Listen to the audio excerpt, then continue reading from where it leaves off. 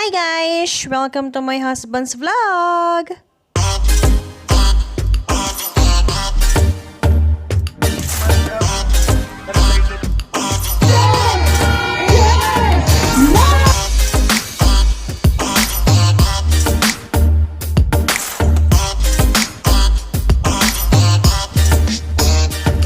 Hello guys!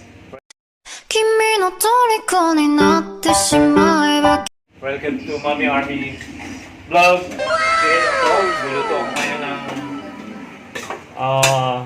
I can call clear vegetable chicken in ginger.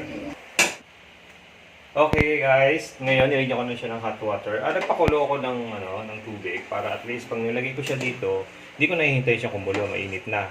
So para mabilis. So ngayon nilagyan ko na siya ng ng seasoning. So nilagyan ko siya ng konting patis.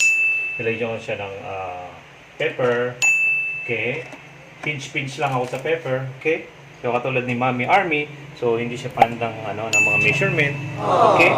Then nilagyan ko siya ng dato puti pesos. Baka naman dato puti pero hindi ko sponsor. Okay? Yeah? Nilagyan ko lang ng mga kalahating okay, kanina nilagyan ko na. Then, syempre, normally naglalagay tayo ng mga stocks. So ako ngayon wala akong stock. Kung ano lang available dito sa aming apartment. So meron kami ditong try natin. Syempre ito seasoning, itong ginisa try natin. Okay? Ginisa, Ajinomoto, baka naman. Okay, try natin. Okay? Nilagyan ko na yung seasoning. So mamaya pakukuloy ko pa ng pakukuluin. Then titikman ko kung okay na yung lasa niya, then tsaka ko i-add ang mga mixed veg niya. Okay? Mga mixed veg.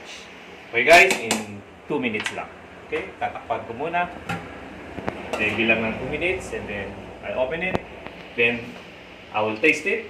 And if it's okay, I will add all the mixed veg. A few inches later. Okay guys, i-add ko muna ang sayote na. Okay, first sayote muna para palumbutin kasi medyo matagal to lumambot. So bago ko ilagay ang pechay at ang spring onion. So pakukuloyin-kuli ng 2 minutes. Then after 2 minutes, lagay ko na yung pechay and spring onion. Yung taste niya balanse, okay? Tama-tama kung umiinom kayo kung gusto niyo yung mga soup, ng mga clear soup, mga normal soup lang ng mga Pinoy style. Ito yung ginger soup. Let's say tinola, similar sa tinola. Pero ito ang style ni Daddy Archie. Okay? You can see. Tapos ko na konti ng apoy para kumulo siya. Luto na naman ang chicken, palalambutin na konti. Okay? Yeah?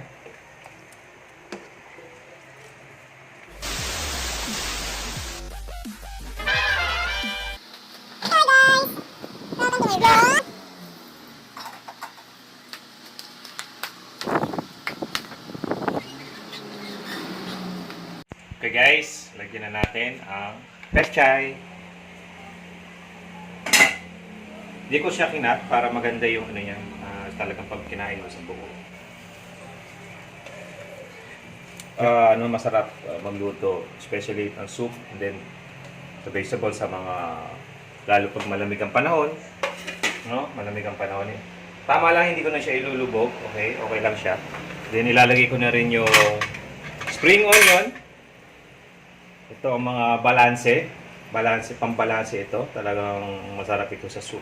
Okay sa health, syempre. May health benefits itong mga gulay na ito. As you can see guys, tayo lang natin mag-boil ng mga 1 minuto, then ready na. Ready na. Okay?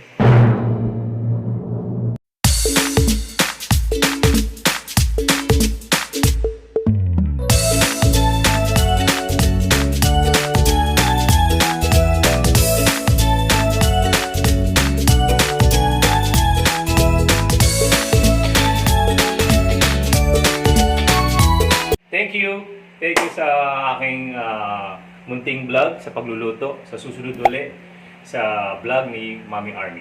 Okay guys, thank you.